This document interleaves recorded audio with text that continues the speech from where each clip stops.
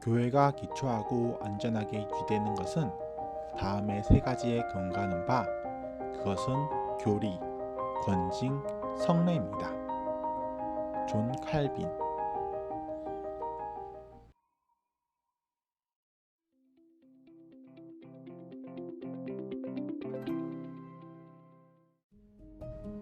우리는 교회에 가면 여러 활동을 하지만 그 중에서도 예배를 드리는 것이 가장 중요한 활동입니다. 잠시 부분적으로나마 예배에 대해서 생각해 보았으면 합니다. 가톨릭과 개신교의 예배. 우선 가톨릭과 같은 경우에는 개개인의 믿음보다는 교회에 참여하는 것을 가장 중요하게 생각하는 부분이 있습니다. 미사에 참여하는지, 그리고 성찬식에 참여하여 예수님의 피와 몸을 함께 나누는지 여부가 구원에 매우 중요한 요소이므로 교리적으로 모이는데 매우 집중하게 되는 경향이 있습니다. 가톨릭의 교회는 건물을 짓는 모양의 성경의 상징들을 많이 사용하여 건축하고, 많은 경우 성경의 사건들을 스테인리스 글라스를 통하여 설명할 수 있도록 지어졌습니다. 이러한 구조는 글을 모르는 사람에게도 복음을 설명할 수 있도록 사용한 것입니다. 성경의 여러 상징들과 해석은 미사에도 포함되어 어떤 한 가지 구절이나 바라보는 시선까지도 규정을 만들어 그 미사 자체로 하나님이 어떤 분이신지에 대해서 배울 수 있도록 하였습니다. 반면에 개신교는 교회의 참여보다는 개개인의 믿음과 말씀을 더 중요하게 여기는 경향이 있습니다. 그렇기에 가톨릭 교회의 시작은 그 지역의 성지자가 파송되어 교회를 짓는 것에서 시작되지만, 개신교의 시작은 건물의 형태를 중시하는 것보다는 그 지역의 언어로 성경을 번역하여 스스로 성경을 읽고 믿음을 가질 수 있는 것에 집중하는 경향이 있습니다. 성경 해석의 중요성. 개신교는 만인 제사장주의라고 말합니다. 영어로 말하면 Priest of all believes입니다. 모든 믿는 사람이 프리스트라고 말하는 것입니다. 이전의 가톨릭의 경우에는 특정 사람들이 열심히 공부하여 프리스트가 되어 성경을 읽고 해석하며 예배를 진행할 수 있었습니다. 그러나 개신교에서는 성직자를 따로 통하지 않고 스스로 성경을 모아 하나님께 나아가는 것이 중요하기에 좀 더 자생적인 신앙을 가지는 사람들이 생기는 장점이 있습니다. 그러나 반대로 모든 사람의 해석은 성경의 배경이나 관련 내용을 교육받지 않고 성경의 임의적인 해석으로 기독교적인 신앙관이 아닌 다른 종류의 신앙을 만들어내는 원인이 되기도 하였습니다. 이는 개신교에서 특히 많은 이단이 발생하는 이유가 되기도 합니다. 성경을 읽고 해석하는 것이 잘못된 것이라는 말이 아닙니다. 잘못된 해석을 하는 것이 잘못된 것입니다. 하나님에 대해 곡해된 이해를 가져올 수 있기 때문입니다. 교회의 성례. 각 예배의 의식은 우리의 신앙에 중요한 의미를 가지게 됩니다. 가톨릭에서는 7가지 성례가 있었으나 개신교에서는 2가지로 줄어들었습니다.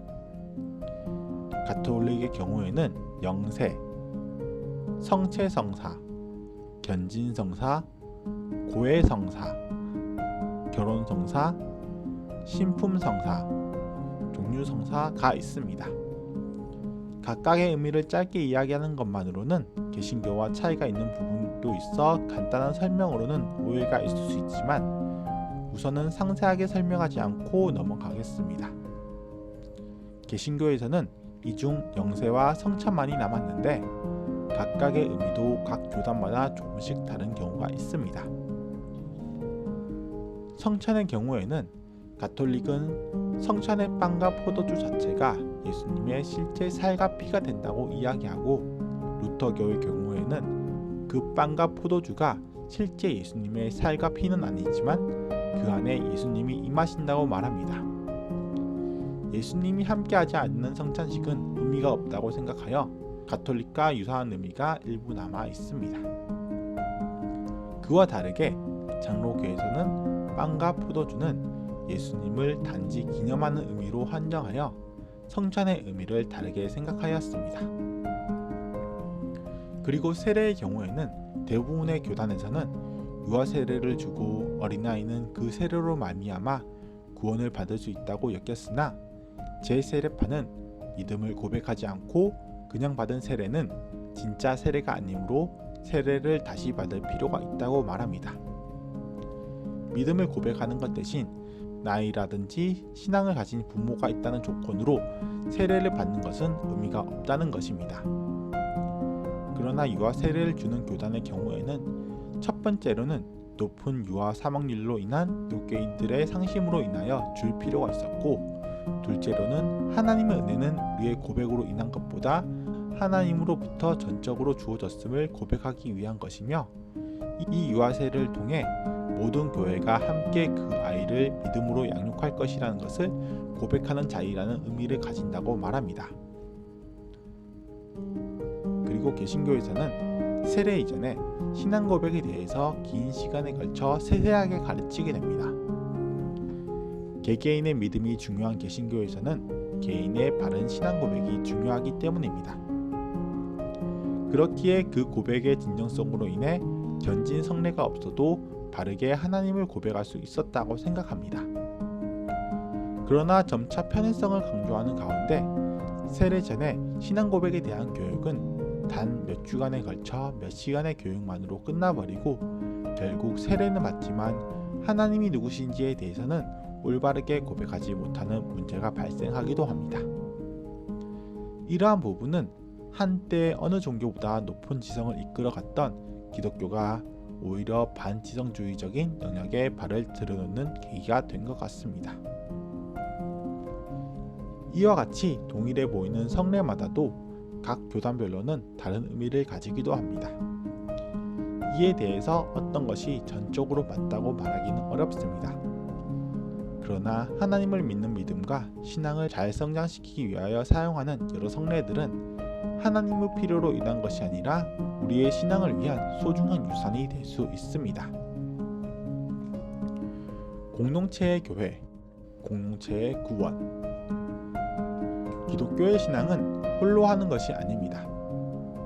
단지 나의 구원을 위해서 신앙을 하는 것이 아닙니다. 우리가 믿는 삼위일체 교리에서도 하나님이 행하시는 모든 일에 삼위 하나님이 함께 공동체성을 가지고 있는 것을 볼 수 있습니다. 기독교는 개인 참선을 통해 신에게 나아간다는 다른 종교들과 다르게 공동체성을 통하여 하나님께 나가는 특성이 있습니다.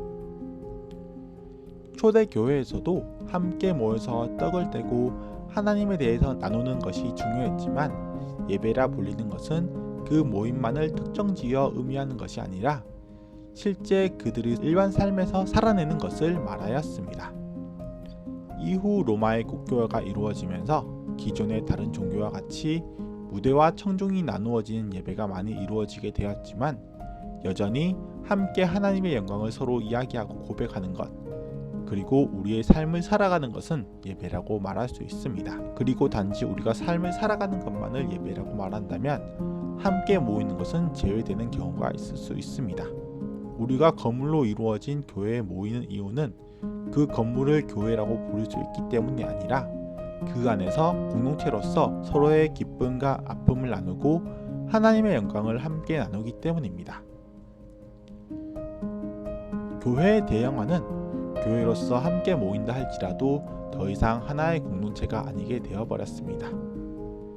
초기 장로교회에서는 이러한 문제를 해결하기 위해서 한 명의 목회자당 인원수를 적당하게 분배하여 어느 목회자이든지 제형적으로 공동체적으로 무리가 없도록 하였습니다. 그러나 오늘날의 교회에서는 목회자의 인기나 사회적 지위, 위치나 건물의 규모 등으로 인해서 교회에 큰 불균형이 이루어지게 되었고 결국 대형교회 같은 경우에서는 예배를 드리고 있는 바로 옆자리의 사람의 상황은커녕 이름조차 알지 못하는 공동체성을 잃어버린 예배가 이루어지는 문제도 발생하였습니다. 교회의 질서와 예식을 거부하는 무교회주의일지라도 그 안에서는 함께 모이고 공동체로서 서로 사랑을 나누는 것을 중요시하였습니다. 교회에서 하나님의 말씀을 가르치는 것도 매우 중요한 것은 사실입니다. 그러나 공동체성을 잃어버린 상태에서 위로부터 받는 교육만 남는다면 교회는 하나의 교육기관일 뿐이지 교회로서의 역할은 잃어버린 상태라고 할 수 있습니다. 교회와 헌금. 지금까지 예배는 우리의 공동체로서의 모임이라고 말하였습니다. 공동체라는 것은 함께 어떤 문제든지 연대하여 책임지는 것을 말합니다. 어떤 문제가 발생하였을 때 그것을 회피하고 나와 무관한 것으로 여기며 다른 사람에게 책임을 떠넘긴다면 그것은 하나의 공동체라고 할 수 없습니다. 교회의 구성원은 헌금을 할 책임을 가지고 있습니다. 만큼 그 안에서 함께 감당을 해야 합니다. 그리고 헌금을 통하여 약하고 가난한 사람들을 도와 같은 공동체 안에서 소외됨이 없도록 해야 합니다. 그렇기 위해서 헌금을 내는 것만큼 중요한 것은 헌금이 바르게 사용될 수 있도록 할 책임입니다. 나는 헌금을 내었으니 교회가 알아서 사용할 것이라 생각하고 관심을 끊는 것은 교회의 구성원으로서 무책임한 일입니다. 각 교단별로 다르겠지만 장로교의 경우에는 헌금을 사용하는 비율을 대략적으로 정해두었습니다.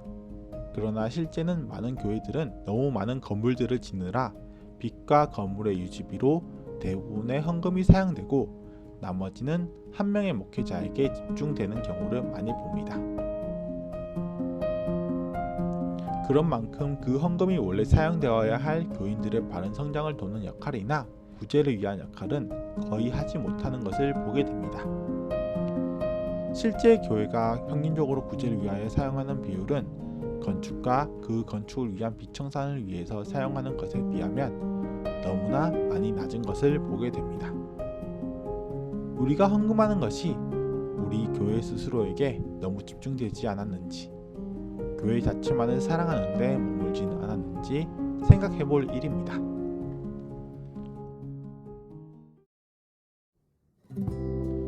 요약. 교회의 말씀과 성례는 우리의 신앙을 도와주는 역할을 한다. 교회는 위로는 하나님께 드리는 예배이며 옆으로는 공동체성을 가지는 것이다. 기독교는 공동체성이 중요하며 공동체성과 그 책임을 잃어버린 기독교는 참선을 하는 다른 종교와 구분할 수 없다. 더 많은 사람들에게 공유되기 위하여 구독과 좋아요를 꼭 부탁드립니다. 그리고 아는 지인들에게도 꼭 추천을 부탁드립니다. 여러분의 지식을 모으기 위해서 알고 계신 것들을 댓글로 남겨주세요. 궁금한 점이나 다른 의견이 있으시다면 그 내용도 남겨주셔도 좋습니다. 참고하여 더 좋은 자료로 보답드릴 수 있도록 하겠습니다. 이번 영상도 봐주셔서 너무나 감사합니다.